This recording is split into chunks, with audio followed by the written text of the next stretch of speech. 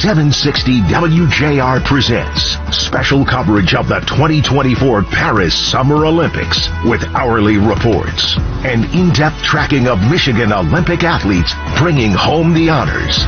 Coverage begins July 26th on 760 WJR, where Michigan comes for the gold.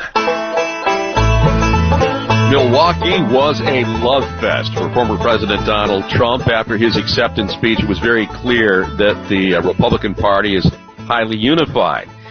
Flip the script over to the Democrats, and there could not be more uncertainty as reports continue to percolate that he could be announcing, the president could be announcing his withdrawal from this campaign perhaps sometime this weekend. Let's take the temperature on all of it with David Dulio, professor of political science and director of the Center for Civic Engagement at Oakland University. Good morning to you, Professor. Good to have you with us. Thanks for having me back, Guy. Good morning. So I got to tell you, I follow Mark Halperin on Twitter, and it's interesting. While he's no longer at ABC, he is at Newsmax, and he seems to be saying that this weekend we will see a resolution on this, and he's saying that Biden will not endorse Harris. He will not resign the presidency, but that he does plan to withdraw, with Sunday being the most likely. Where would that leave this campaign?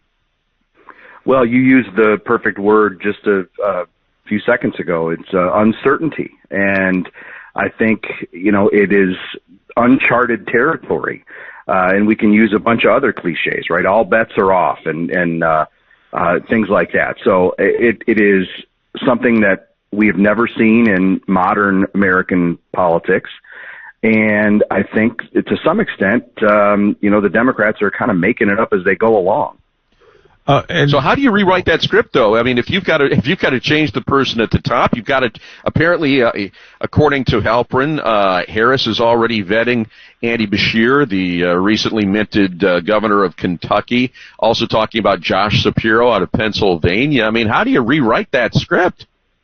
It's tough. I think that, we've gone through years, obviously the first term of a Biden administration who's hoping for a second term, even if it's not with President Biden. And, I have been one who's thought that the fundamentals of this campaign have been baked in for months and years. People know what they think about Donald Trump.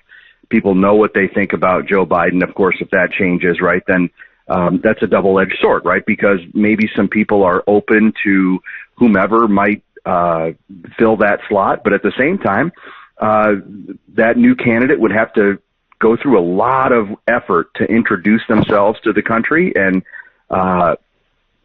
convey who they are and just in part increase their name recognition. A little bit less work to do if it's the vice president, but still, she would have to make a case for her vision for the country.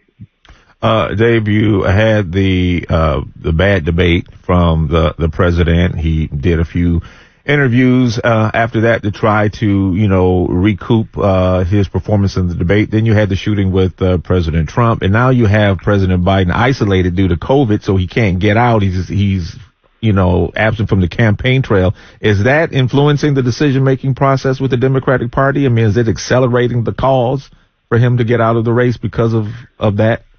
I don't think so. I think it is all going back to the debate performance, and the follow-up interviews that were better than the debate performance. But let's be honest, right? That's a pretty low bar to clear. Kind of hard to not see the debate. You can't unsee that. You can't unsee it. That is so true. And I think that those opinions among a lot of Americans are just, they're hardening. And it's going to be tough to move them off of those, which is why I think you see folks like Nancy Pelosi and Chuck Schumer, Hakeem Jeffries, right, arguably the three most important Democrats on Capitol Hill, making their case to Joe Biden to say, hey, look, we don't think you can win. And, I think it's going to take more of that. And, Guy mentioned Mark Halperin's tweet yesterday, but I saw another one from a Democratic insider who said that the Biden team is upset with these folks that are that are making those claims, right? I mean, it's crazy town where we're living right now. It seems to be there's another report. I'm sorry, guys. It just seems to be a growing divide, though, as you said, between these public statements and the private concerns. It sure seems like it, and I think that is just the unsettled nature of where we are, and it speaks to the unprecedented nature of this kind of drama this late in the campaign. I mean, it is unheard of to be talking about replacing a presidential candidate, a presumptive nominee, just weeks before the convention. Well, Jeffrey Katzenberg, there's another voice here, and that is the campaign insiders were talking to donors, and apparently Katzenberg met Wednesday with the president and told him, look, your cash is drying up. They have all but stopped writing the kind of big checks that will sustain this campaign. So, and that may be the most consequential voice of all. You can't move forward if you don't have campaign cash. Let me ask you, though, David, we talk about uncertainty as if it's a bad thing. We know that there was this huge enthusiasm problem within the Democratic Party. Could uncertainty work to their advantage, that it basically will reignite things, and creating the unpredictability and uncertainty will get people to refocus because it gives them the drama that they lacked? You got 65% of the people in the country saying they don't want a rematch. This would at least please perhaps half or more of those people. Well, I think that all depends on who the eventual nominee becomes, right? Who's the candidate that they settle on?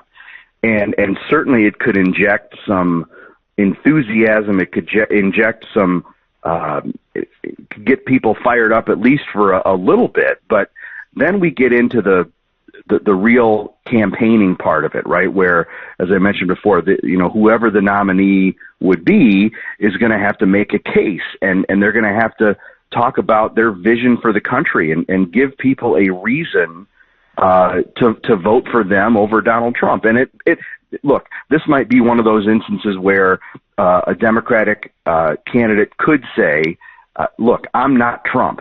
And maybe that's enough, right? I'm not Trump. I'm not Biden. Maybe that's enough of a contrast. But I think voters are looking for that vision, for a reason to support somebody rather than just oppose the other candidate. And that'll take a while. That'll take, as you mentioned before, Guy, the campaign cash. It would be this incredible sprint to the finish with the candidate trying to make their case and convey their vision. If the candidate is anybody other than Kamala Harris, who will come in and replace him, if somebody oversteps her and gets in front of her, will that turn off women voters?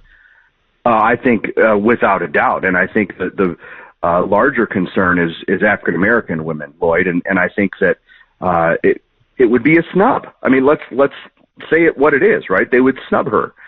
She is the sitting vice president of the United States, and it's sort of this natural succession, right? From if the president can't do the job, well, he apparently picked that vice president because he thought she could. And another piece of that Mark Halperin tweet that Guy mentioned was that apparently Biden would not endorse and handpick Kamala Harris, right? I think that says volumes about where the Democratic Party is.